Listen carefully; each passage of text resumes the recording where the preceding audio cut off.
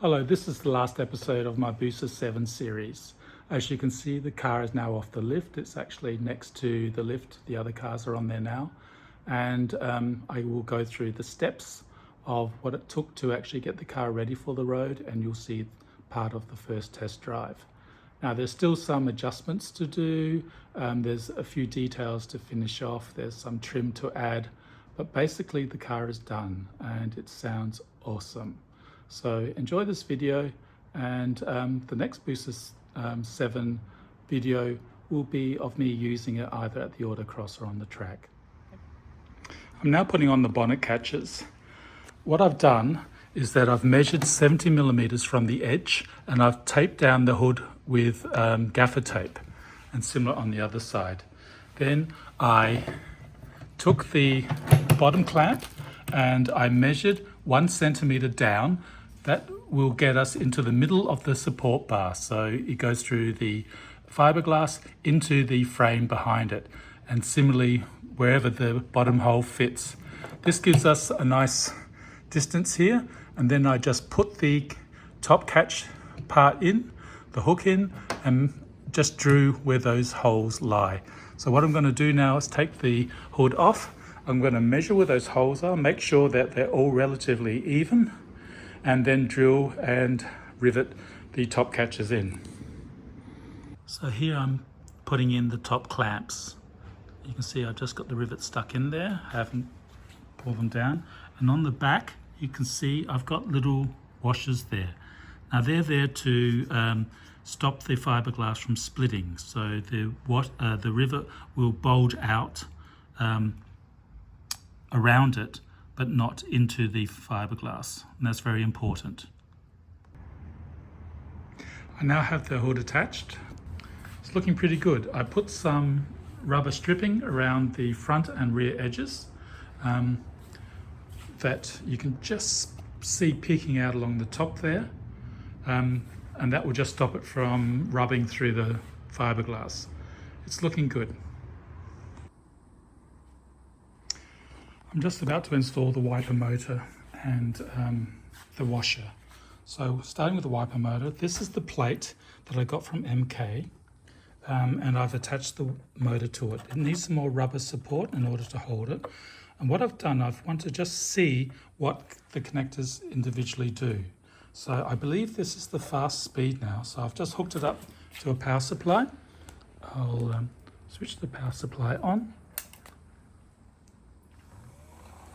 Okay, we can see that the motor, it actually goes in and out, which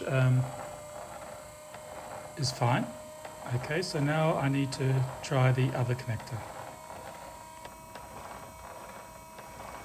And here we have the other speed. It's slightly faster, and I think this is the speed that I'll use.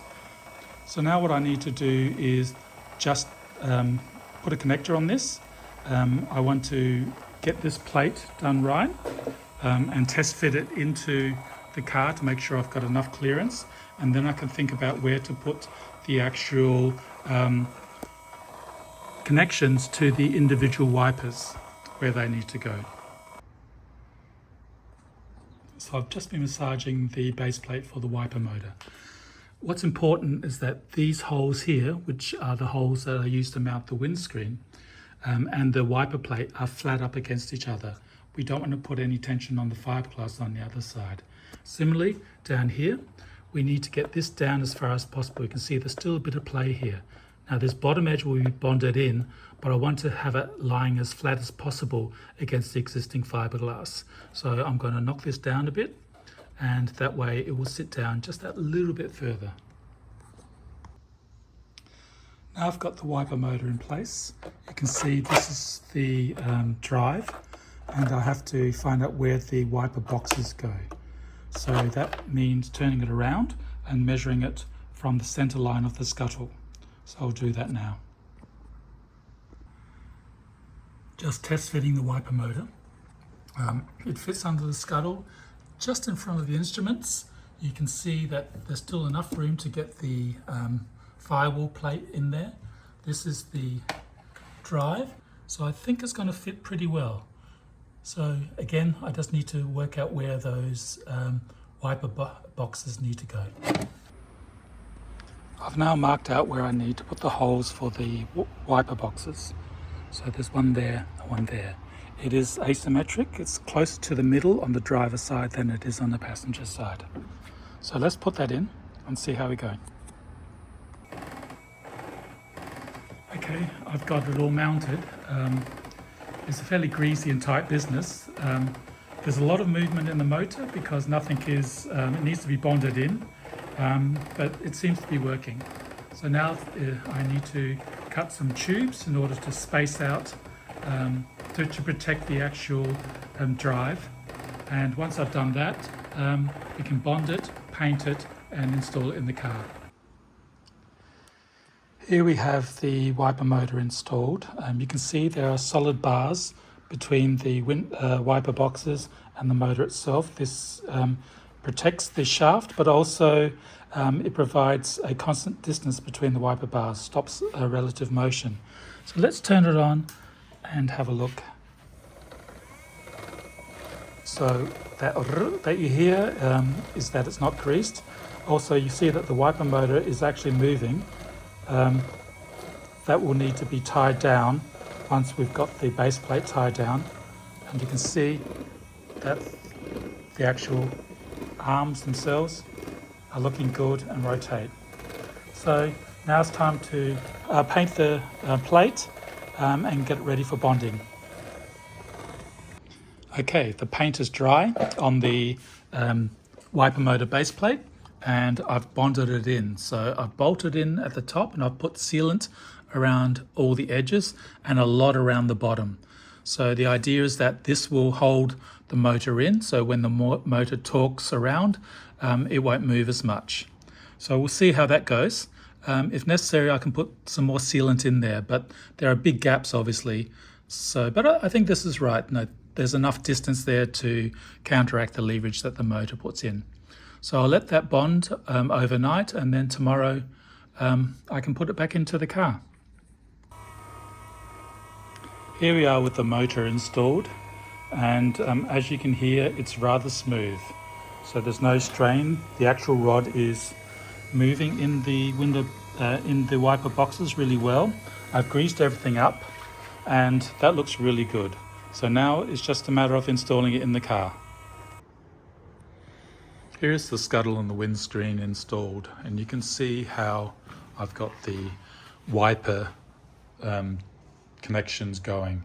Unfortunately, it's wrong.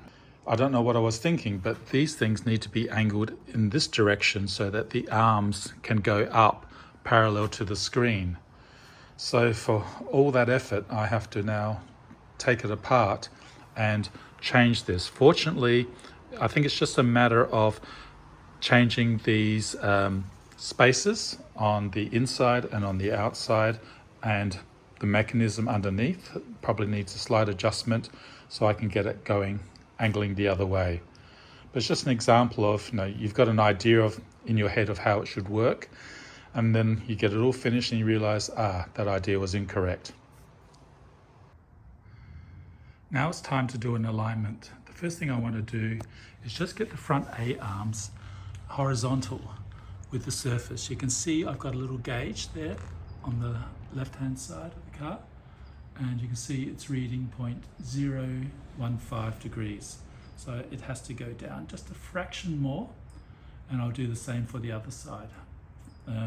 MK say get that horizontal first, then check your ride heights.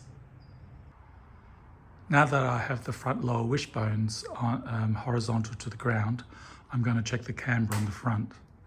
So let's look at that. If you look here, we've got 3.1 degrees of negative camber, which is more than I want, so I have to reduce that a bit. Okay, now I've got it adjusted to negative 2.35 degrees, which is about right. It's a good target, between 2 and 2.5 degrees is what I was after. Just doing the front alignment. Now I need to get 1 millimeter toe out on the front. So I've got my toe plates here, and at the moment I've got 1/8 of an inch toe in, which is around 3 millimeter toe in. So I have to change that to 1 millimeter toe out.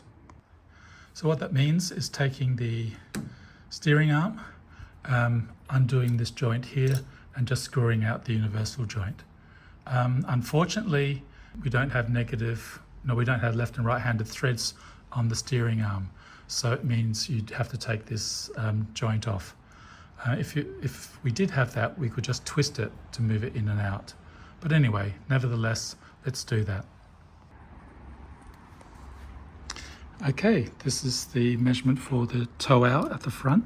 We can see here we've got just on 5'9" and 8/16, and on this side we've got 5'9" and 7/16.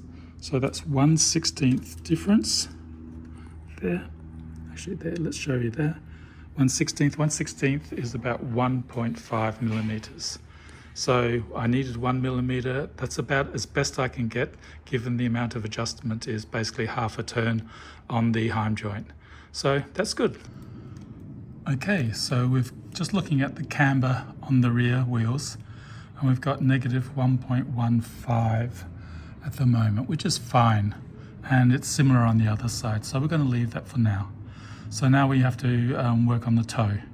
And here we've got a toe in of 1 millimeter on the rear. So here we have the rear toe plate, and I've just done all the adjustment, and we've got 1.5 mil toe in at the rear. So we can just look at the measurements here. So that's great. So we've got an initial baseline alignment. Once I've got the car on the road and shaken down, then I'll take it for a proper alignment. But this is a good starting point.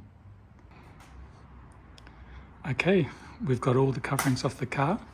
The seats are in, and now it's ready to go on its first test drive. So we'll see how it goes.